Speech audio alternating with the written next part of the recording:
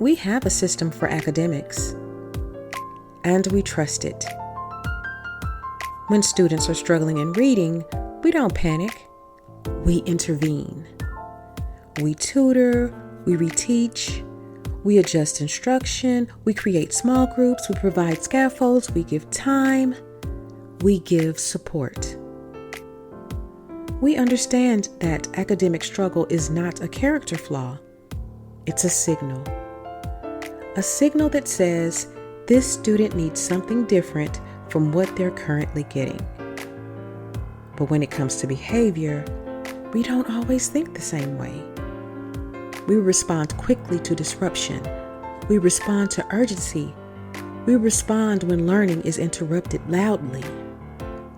But there is another group of behaviors, quiet behaviors, that often go unaddressed. Welcome to the Advocate Podcast. I am your host, Dr. Kristi N. Love. And in today's episode, we will look at the student who is disorganized, the student who does not turn work in, the student who participates in class but never completes assignments, the student who looks engaged but produces very little evidence of learning. And too often, we label those behaviors instead of intervening for them. Let's go.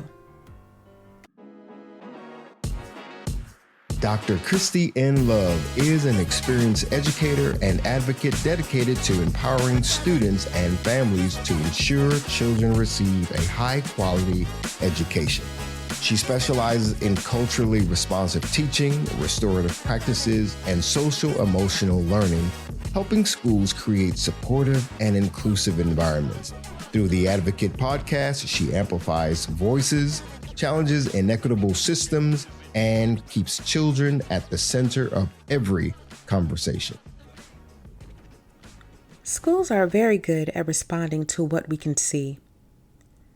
If a student is off task loudly, we respond. If a student is disruptive, we respond. If a student refuses work, we respond.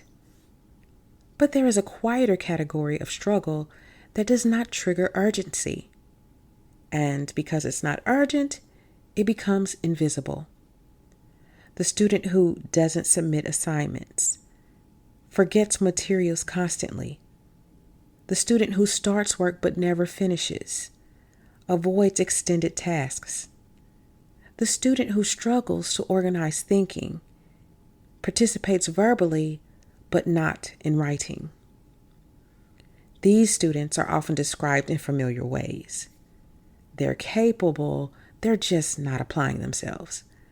They're lazy, they're unmotivated.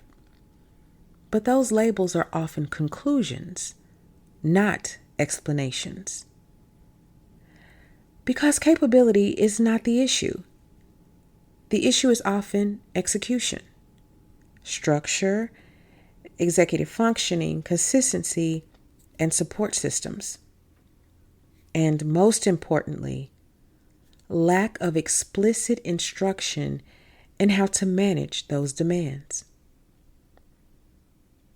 We talk a lot about Tier 1 academics, core instruction, what every student receives.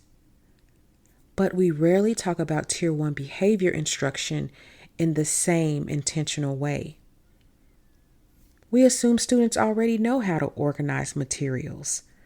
They already know how to manage time, track assignments, break down tasks, initiate work, sustain attention, and self-monitor progress. But many students were never explicitly taught those skills. So when they struggle, we treat it as non-compliance instead of instruction. Here's the truth. If we expect it but don't teach it, we're not holding students accountable. We are guessing at readiness. And Tier 1 behavior support should look like clear routines, explicit expectations, modeling organization, guided practice, consistent actionable feedback, and structured systems, not assumptions. One of the most misunderstood groups in schools is the capable underperformer, the student who can talk through the content but doesn't turn in the work, the student who understands the lesson in class but fails the assessment, or the student who gives strong verbal responses but weak written evidence. And this is where frustration often builds, because adults often think, you know this, so why aren't you showing it? But knowledge and execution are not the same skill set. And schools often assess execution and assume it reflects knowledge alone. For many students, the breakdown is not understanding, it is organizing thoughts or initiating tasks independently, even managing multi-step assignments, sustaining focus outside of direct support, or translating thinking into written form. These are all teachable skills, but they require intervention. We have to say this clearly. Behavior is not just compliance. Behavior is skill-based. And just like academics, skills develop at different rates. Some students naturally develop organization skills early. Others do not.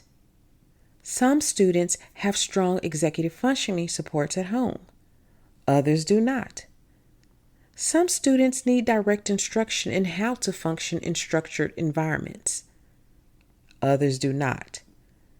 So when we see missing assignments and inconsistent performance, incomplete work, disorganization, or even avoidance, we have to ask, is this a motivation issue or a skill development issue?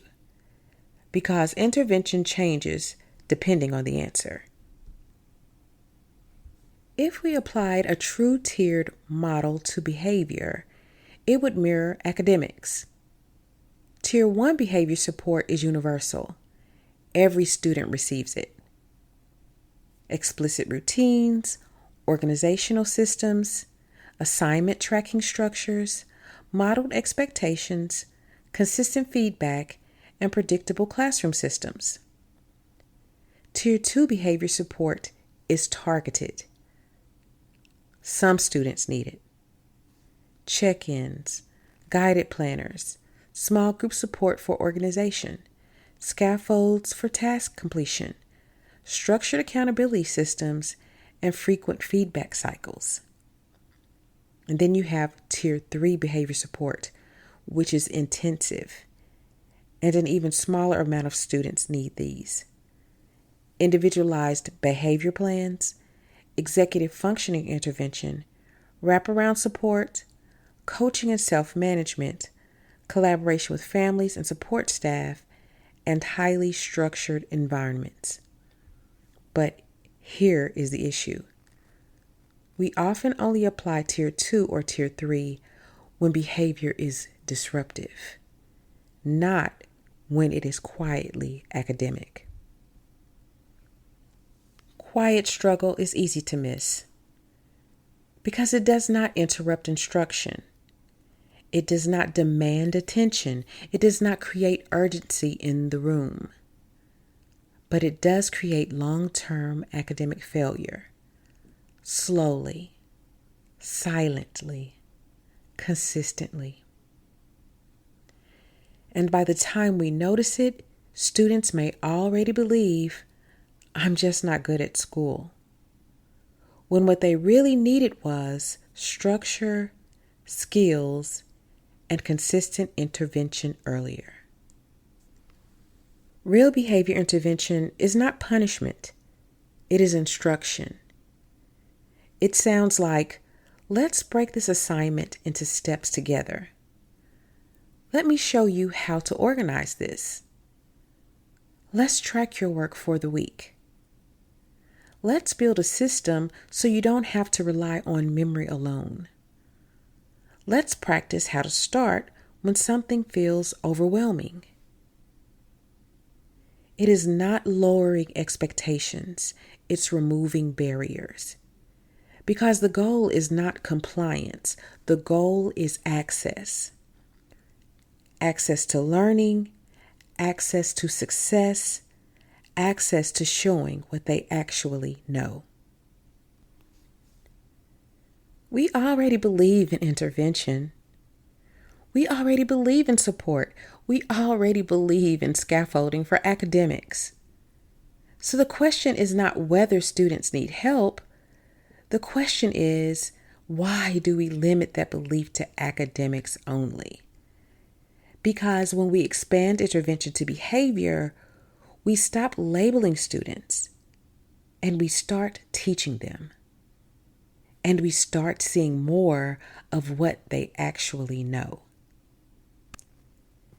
If we can intervene for reading, we can intervene for responsibility. If we can scaffold math, we can scaffold organization.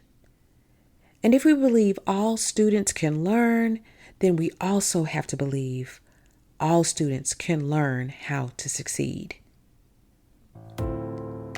If this episode resonated with you, share it with an educator, a parent, or a leader who needs to hear it.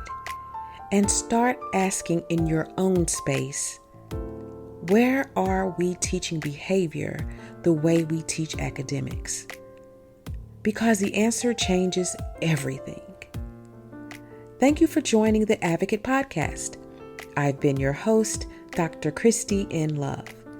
And until next time, keep asking the hard questions, keep showing up for children, and keep advocating.